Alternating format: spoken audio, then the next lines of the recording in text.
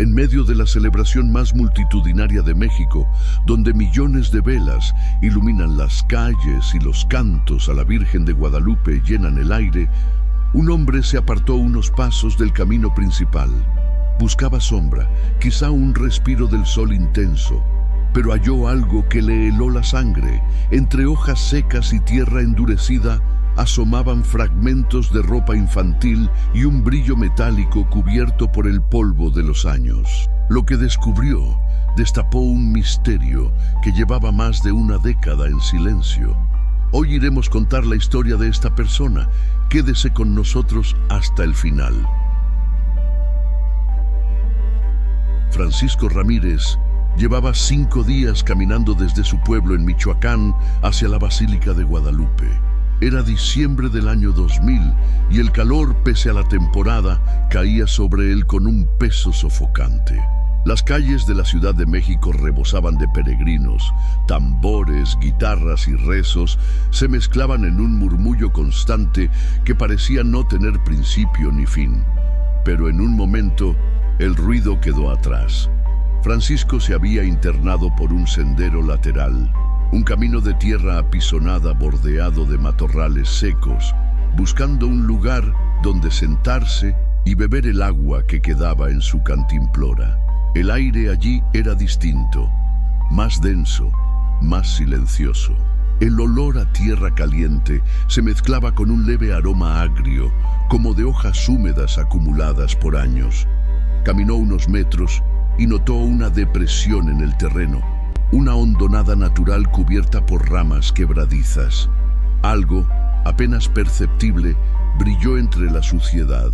Se agachó, apartó las ramas con cuidado y vio un pedazo de tela azul tan gastado que parecía deshacerse al tacto. No estaba solo. Junto a él, asomaba un pedazo de cuerda endurecida por el tiempo. Su respiración se volvió pesada, más por el miedo que por el esfuerzo. Al mover un poco más de hojas, descubrió lo que parecía una cartera de plástico opaco, del tipo que se usaba en los años 80. El nombre grabado en el documento era inconfundible: José Luis Herrera. No sabía quién era, pero algo en la escena le hizo comprender que aquello no era un hallazgo común. El silencio absoluto, interrumpido apenas por el crujir de las ramas bajo sus rodillas, se le metió en los huesos. Se incorporó con las manos temblando y la garganta seca. Miró a su alrededor. El sendero estaba vacío, ni un peregrino a la vista. Sintió que alguien podía estar observándolo desde la espesura, una sensación irracional pero imposible de ignorar. Guardó el documento con cuidado, recogió la cantimplora y comenzó a caminar de regreso, sin acelerar demasiado, intentando no parecer nervioso, aunque su corazón golpeaba con fuerza. Al llegar a la calzada principal, el bullicio de los fieles le devolvió una falsa sensación de seguridad. Decidió dirigirse de inmediato a la delegación más cercana. La idea de continuar su peregrinación como si nada no tenía sentido. Lo que había visto exigía respuesta. Entró en la pequeña oficina policial con paso inseguro y pidió hablar con el encargado. Cuando relató lo encontrado, el agente lo escuchó en silencio, pero algo en su expresión cambió al escuchar el nombre del documento. Francisco no lo sabía, pero ese nombre había estado archivado en un expediente olvidado durante 16 años. Y justo en ese instante, mientras el policía revisaba unos papeles viejos con el ceño fruncido, un teléfono comenzó a sonar al fondo de la sala. Si relatos como este toca el seu corazón, suscríbase, active la campana y envíe un mensaje de apoyo para esta familia en los comentarios. El timbre agudo del teléfono no cesaba, resonando en la pequeña oficina con una insistencia casi irritante. El agente que atendía a Francisco hizo un gesto brusco a un compañero para que contestara, mientras él abría un archivador metálico que parecía no haberse movido en años. El sonido de las carpetas viejas, al ser arrastradas, llenó el ambiente con un olor a papel envejecido y polvo acumulado. «Aquí está», murmuró el policía, extrayendo un legajo amarillento. En la portada, escrita a mano, se leía: Familia Herrera, desaparición, diciembre 1984. Francisco sintió un escalofrío recorrerle la espalda. El agente lo invitó a sentarse y comenzó a relatar lo poco que recordaba. Hacía 16 años, una familia proveniente de León, Guanajuato, había llegado a la capital para cumplir una promesa a la Virgen de Guadalupe. José Luis Herrera, su esposa María del Rosario y sus 2 hijos pequeños, Pedro y Ana Sofía, participaron en las celebraciones, pero nunca regresaron a su hospedaje. La última vez que fueron vistos, caminaban hacia el Cerro del Tepeyac en la mañana del 11 de diciembre. La búsqueda duró pocos días, continuó el policía. Había demasiada gente en la ciudad y los recursos eran limitados. Se pensó que podían haberse perdido o...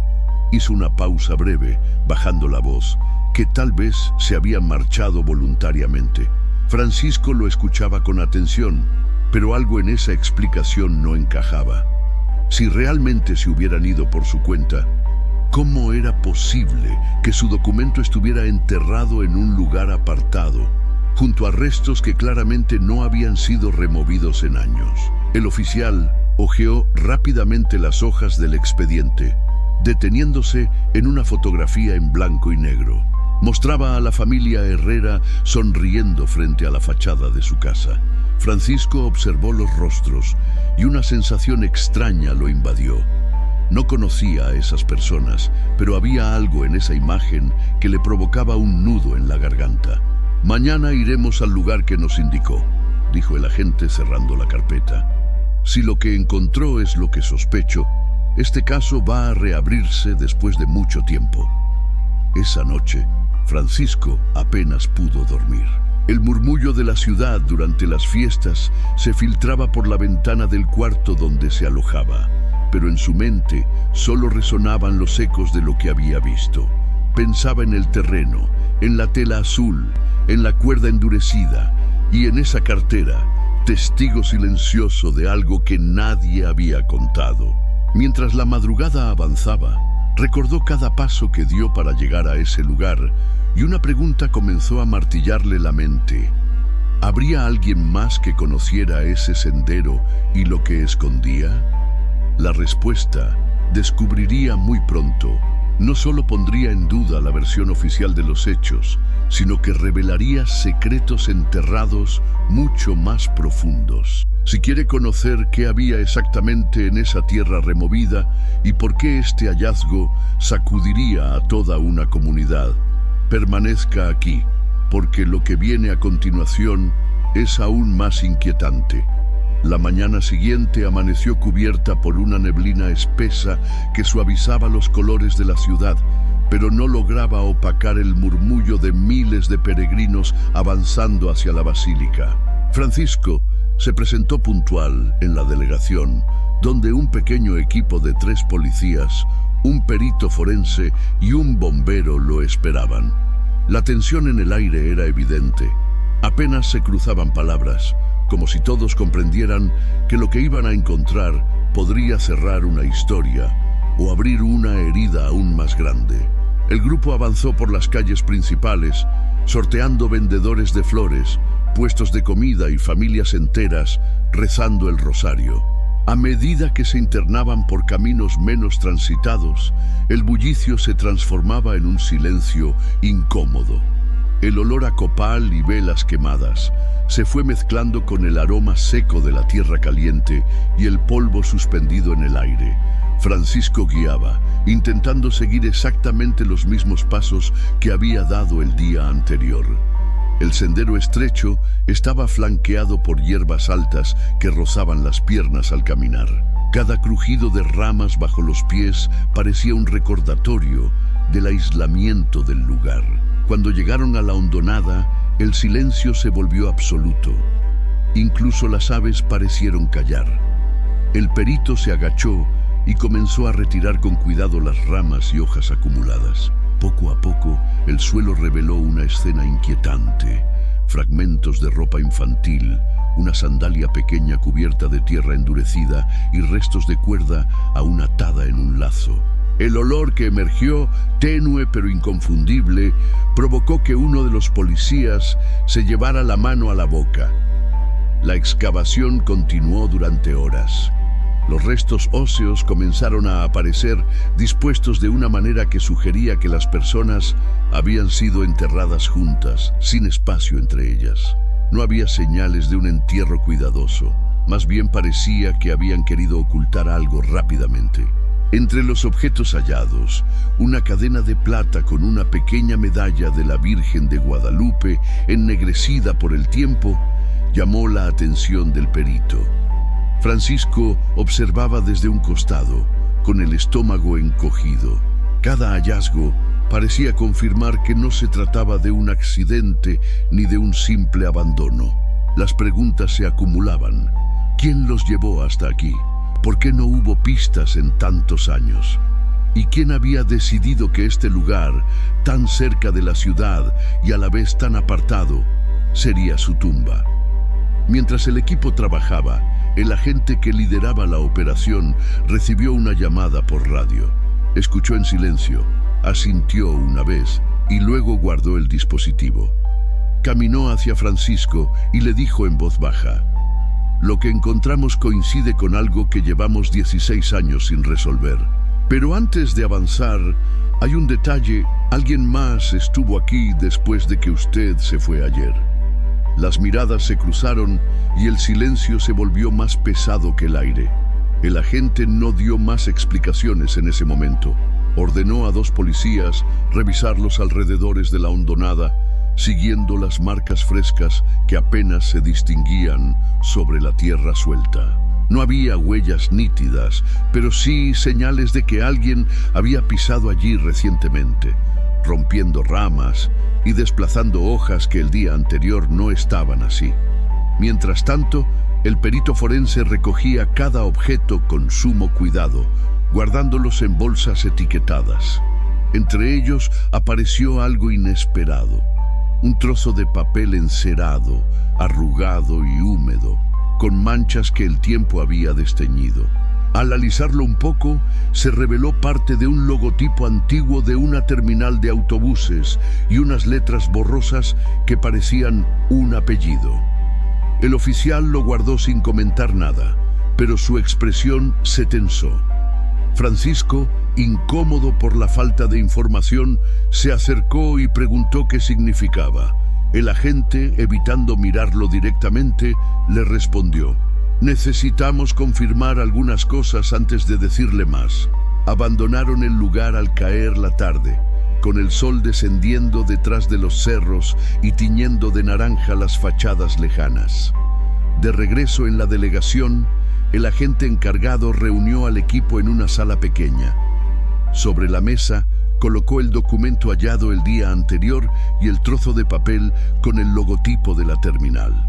El apellido coincide con el del conductor que trajo a la familia Herrera desde León en 1984, Antonio Pérez. Su voz se volvió más grave.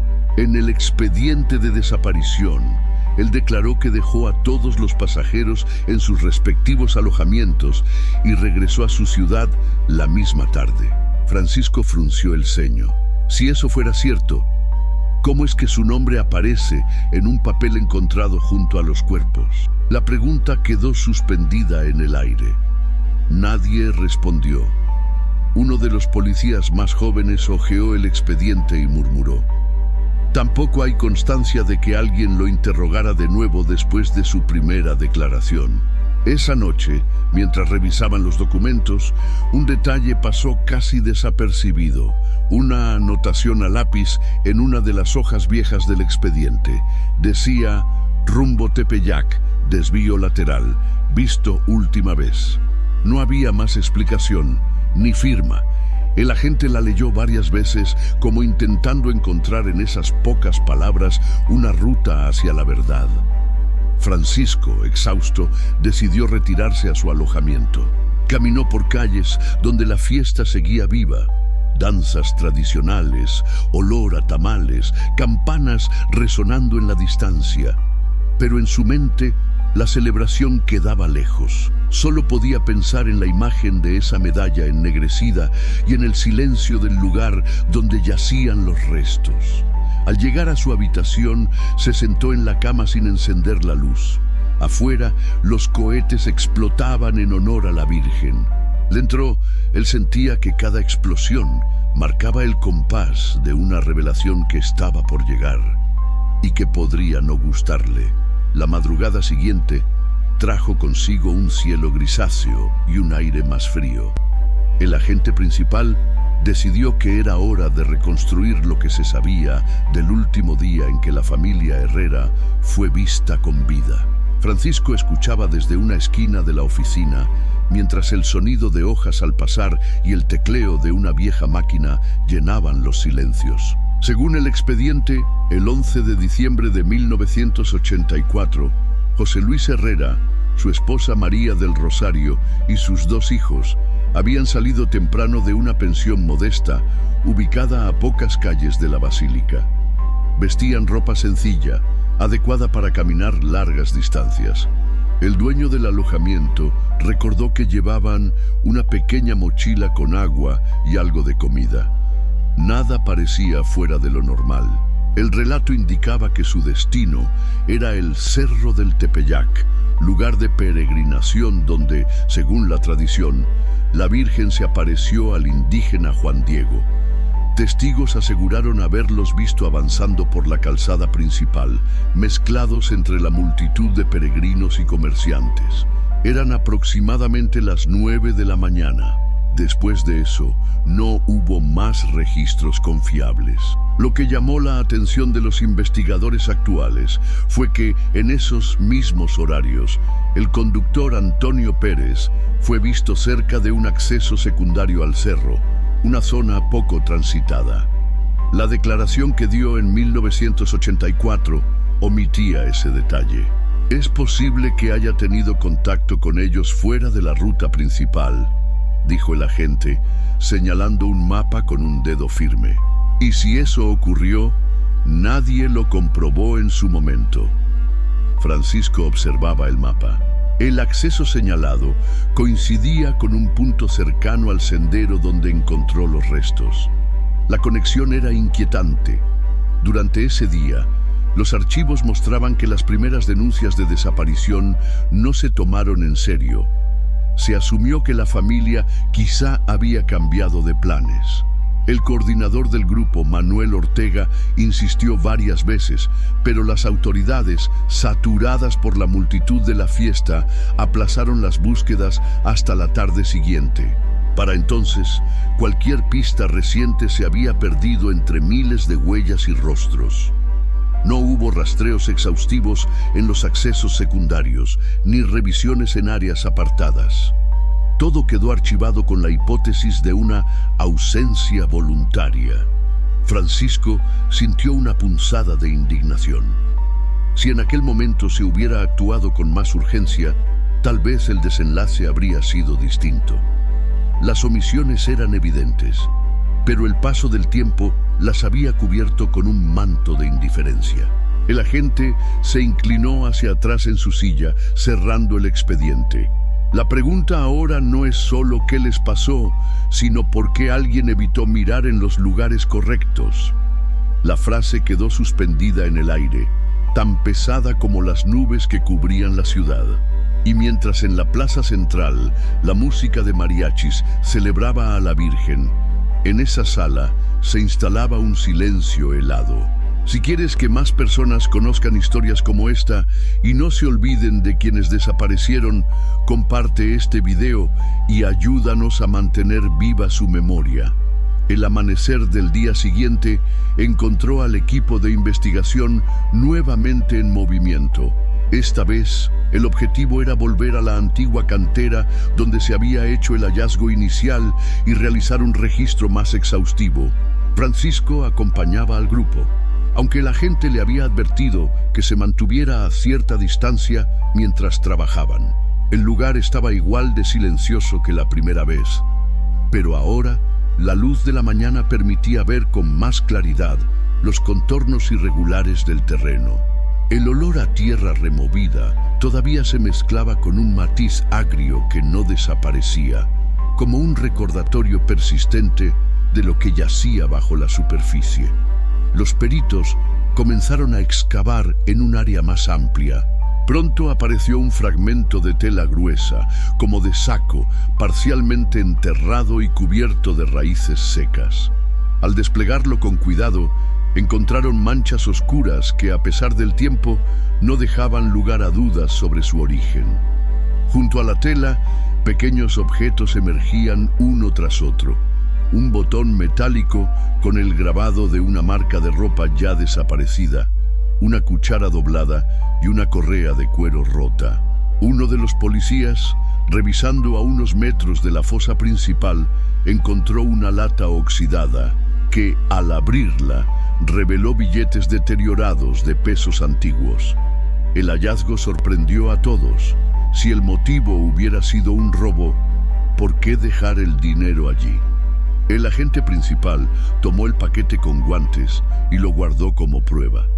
Después pidió a Francisco que se acercara. «Quiero que vea esto», dijo, señalando la dirección del sendero. Ese camino conecta con un punto donde, según nuevos testimonios, se vio a Antonio Pérez aquel día. Y no es una ruta común para peregrinos. Francisco siguió con la mirada la línea que trazaba el dedo del agente. Imaginó a la familia Herrera desviándose, quizás sin sospechar, confiando en alguien que conocían de vista, alguien que había manejado el autobús en el que habían llegado. La idea le provocó un frío que le recorrió la espalda a pesar del calor creciente. Mientras tanto, un miembro del equipo se acercó con un hallazgo más, un pedazo de papel plastificado, endurecido y roto en las esquinas, con parte de un nombre impreso. La coincidencia con el apellido Pérez era innegable. La tensión en el grupo aumentó. El silencio solo era roto por el sonido metálico de las palas y el murmullo ocasional entre los investigadores. Francisco notaba que el agente parecía más concentrado que nunca, como si estuviera atando cabos que nadie más alcanzaba a ver. Cuando el trabajo del día terminó, el equipo acordó ampliar la búsqueda en los alrededores durante la semana. El agente, antes de retirarse, le dijo a Francisco con tono grave: «Si esto es lo que parece, no estamos hablando de un caso aislado». La frase quedó flotando, como una sombra más larga que la propia cantera. La tarde en que el equipo regresó a la delegación, el agente principal convocó a todos en la sala de reuniones. Sobre la mesa había varias bolsas de evidencia, un mapa de la zona del Tepeyac y un expediente abierto con fotografías amarillentas. La luz del techo parpadeaba levemente, dando al ambiente un aire tenso e inestable. «Quiero que escuchen con atención», dijo el agente, señalando una de las pruebas recién recuperadas. Este fragmento de papel plastificado encontrado junto a los restos pertenece a un carnet de identificación de la línea de transporte donde trabajaba Antonio Pérez. El nombre estaba incompleto, pero lo suficiente visible para confirmar la coincidencia. Francisco sintió un golpe en el estómago. Recordaba bien cómo el policía había evitado pronunciar ese apellido en voz alta en días anteriores. El agente continuó. En 1984, Pérez declaró que había dejado a todos los pasajeros en sus hospedajes y que partió a León el mismo día. Sin embargo, un nuevo testimonio afirma que fue visto la mañana siguiente en un tramo lateral, cercano al lugar donde ahora hemos encontrado la fosa. La sala quedó en silencio. El único sonido era el pasar de las hojas del expediente mientras uno de los investigadores comparaba descripciones. El mapa sobre la mesa mostraba con claridad que el acceso señalado por el testigo no era un camino habitual para peregrinos. Era más bien una ruta usada por trabajadores y vecinos de la zona para evitar las aglomeraciones. «Esto no prueba todavía su implicación directa», añadió el agente, «pero sí demuestra que mintió en su declaración, y esa mentira coincide con el último rastro de la familia Herrera». Francisco observaba cada fotografía antigua. la sonrisa amplia de José Luis, el cabello recogido de María del Rosario, los niños con sus ropas modestas. Saber que esos rostros habían acabado en una fosa común a pocos kilómetros de un lugar de fe le generaba una mezcla de rabia y tristeza que no podía disimular. Uno de los policías que había estado en la revisión de la cantera mencionó algo más inquietante. Entre los objetos hallados había una medalla de la Virgen de Guadalupe con inscripciones muy desgastadas, pero en el reverso se distingue lo que parecen ser iniciales ajenas a la familia. La revelación hizo que todos se miraran entre sí. Podría pertenecer a otra víctima. El agente tomó nota para verificar si en otros casos de desaparición durante la fiesta se mencionaban medallas similares. Francisco salió de la reunión con la sensación de que el caso estaba por romperse, pero también con el temor de que, si se confirmaban las sospechas, lo descubierto revelaría un patrón más amplio y siniestro de lo que cualquiera imaginaba. Al llegar a la calle, la multitud seguía festejando, ajena a las conversaciones que se daban en esa sala. Las campanas repicaban y las luces de las veladoras formaban un resplandor cálido. Pero para Francisco, cada destello parecía un recordatorio de que detrás de la devoción podían esconderse historias que nadie quería contar. El amanecer siguiente trajo consigo un cambio en la investigación. A primera hora, el agente principal informó que habían localizado a Joaquín Pérez, hermano menor de Antonio, viviendo en un pequeño poblado a las afueras de Toluca. No ofreció resistencia cuando la policía lo condujo a la delegación, aunque su mirada esquivaba la de todos. Francisco, que presenció su llegada desde un pasillo, sintió un nudo en el estómago. Intuía que ese hombre guardaba piezas clave del rompecabezas. En la sala de interrogatorios, Joaquín permaneció en silencio durante largos minutos. Las preguntas se sucedían. ¿Dónde estaba en diciembre de 1984? Si conocía a la familia Herrera, si había estado en la Ciudad de México durante la fiesta de la Virgen ese año. Su respiración era lenta, como si midiera cada palabra antes de dejarla escapar. Finalmente rompió el silencio. «Yo no quería», dijo con la voz quebrada. Antonio dijo que solo íbamos a ayudarlos a llegar por un atajo. Las miradas entre los investigadores se cruzaron de inmediato. Joaquín continuó. Los vimos en la calzada principal, con los niños cansados. Antonio los convenció de que conocía un camino más corto y seguro. Ellos confiaron. Subieron a la camioneta. Relató cómo habían llegado a un punto apartado, cerca de la antigua cantera. Allí los esperaba otro hombre, al que conocían como El Güero, cuyo verdadero nombre no recordaba. Según Joaquín, el plan inicial era robarles dinero y pertenencias y dejarlos amarrados hasta que pudieran escapar. Pero algo salió mal, dijo bajando la mirada. José Luis intentó defenderse, hubo un forcejeo. Antonio perdió el control y la voz se le quebró de nuevo. El Güero golpeó al hombre con una piedra. Todo se salió de nuestras manos. Las palabras se esparcieron por la sala como un frío súbito. Joaquín aseguró que los niños lloraban y María del Rosario gritaba pidiendo ayuda. Antonio, según él, dijo que no podían dejar testigos. Lo que siguió fue un silencio denso, roto solo por el sonido del bolígrafo de la gente anotando cada detalle. Francisco escuchaba desde el pasillo, sin ver el rostro de Joaquín, pero cada palabra parecía pesarle, como si estuviera dentro de la sala. No era solo la confirmación de un crimen, era la revelación de que todo ocurrió en cuestión de minutos, en un día que para miles de personas había sido de fe y celebración. El agente cerró la libreta y ordenó verificar el paradero de ese tal Güero. Mientras tanto, Joaquín quedó bajo custodia y sus declaraciones serían contrastadas con las pruebas físicas halladas en la cantera. Francisco salió a la calle. La fiesta seguía viva, con danzas y cantos que resonaban a lo lejos. Pero para él, la música ya no era la misma. Ahora cada tamborazo parecía un eco de pasos apresurados y cada campanada un recordatorio de que en ese mismo suelo se habían perdido vidas de manera irreversible. La búsqueda de El Güero comenzó de inmediato. El equipo de investigación revisó archivos antiguos, testimonios olvidados y contactos policiales en distintas regiones. No fue tarea fácil. El apodo era común y sin un nombre completo, la pista se diluía rápidamente. Sin embargo, un dato entregado por un antiguo compañero de Antonio Pérez abrió una nueva línea. Según él, El Güero podría ser un hombre llamado Esteban Ramos, que en los años 80 vivía en la zona de Iztapalapa y tenía antecedentes por robo y agresión.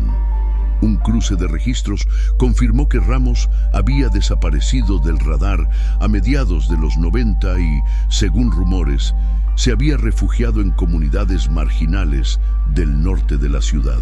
Con esta información, un pequeño grupo de agentes, acompañados por la policía local, se desplazó hasta una zona de casas improvisadas, donde el terreno polvoriento se mezclaba con calles estrechas y mal iluminadas.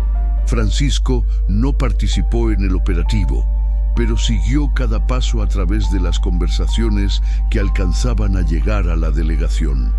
La tensión era palpable. Sabían que este hombre podía tener la pieza final del caso. Tras horas de búsqueda, los agentes localizaron una vivienda precaria con techos de lámina. Desde afuera escucharon voces y un televisor encendido. El intento de captura fue rápido, pero Ramos reaccionó con violencia, intentando huir por la parte trasera. Se produjo un forcejeo y un disparo resonó en la estrecha calle. Cuando el polvo se asentó, El Güero yacía herido de gravedad. En el hospital, antes de perder la conciencia, admitió conocer a Antonio y a Joaquín.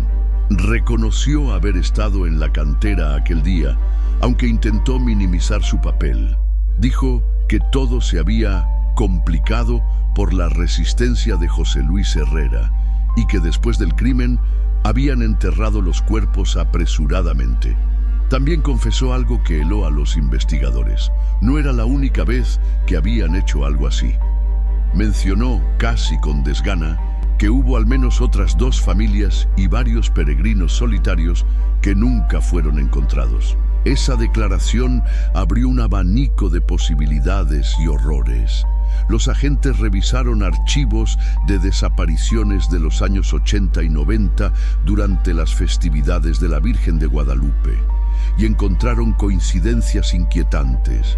Personas vistas por última vez en rutas secundarias, grupos que viajaban en autobuses similares a los de Pérez y descripciones de hombres que encajaban con Ramos y Joaquín.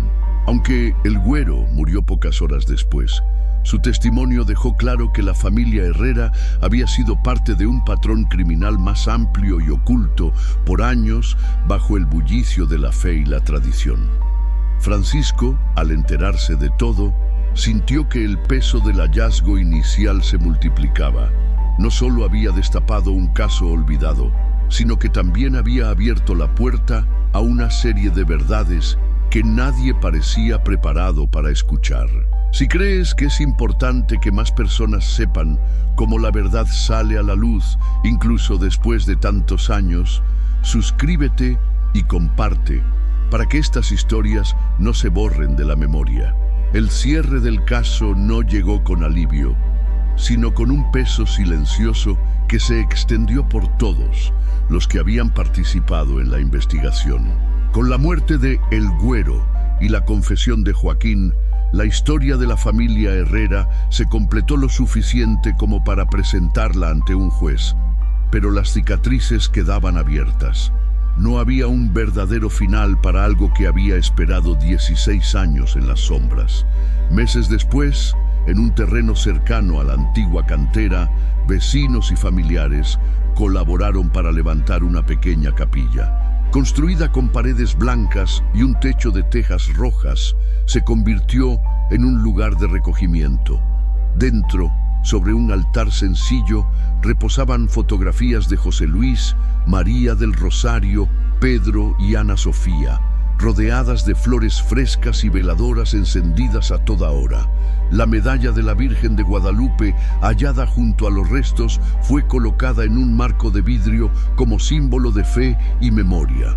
Cada 11 de diciembre, antes de que el amanecer toque las calles de la Ciudad de México, los familiares de las víctimas y algunos de los investigadores que trabajaron en el caso se reúnen allí. Entre cantos y oraciones, recuerdan a la familia y a todas las personas que desaparecieron durante las peregrinaciones. El olor a copal llena el aire, mezclándose con el sonido de guitarras y voces que entonan las mañanitas a la Virgen. Francisco Ramírez, el hombre que encontró la fosa, también asiste cada año. Nunca habla mucho, se limita a encender una vela y permanecer en silencio, observando cómo la luz tenue ilumina los rostros en las fotografías. Para él, este lugar es un recordatorio de que la verdad, aunque tarde, puede emerger de los rincones más olvidados. La comunidad, con el tiempo, comenzó a tomar más precauciones. Las autoridades implementaron patrullajes adicionales en rutas secundarias durante las festividades y se establecieron puntos de control para orientar a los peregrinos. Sin embargo, las preguntas persisten. ¿Cuántos más desaparecieron sin dejar rastro? ¿Hubo otros cómplices que nunca fueron identificados? ¿Qué habría pasado si, en 1984, las búsquedas hubieran sido más rápidas y exhaustivas? En el interior de la capilla, sobre una placa de metal, está grabada una frase sencilla: para que su ausencia no sea olvido. Las letras, gastadas por el tiempo, reflejan la luz de las velas. Afuera, la vida sigue, con vendedores ofreciendo comida y familias caminando rumbo a la basílica, como si nada oscuro pudiera ocurrir en un lugar de tanta devoción. Pero quienes conocen la historia saben que la fe y la tragedia pueden caminar de la mano, y que a veces las respuestas llegan demasiado tarde para cambiar el final, pero a tiempo para que nadie olvide lo que sucedió.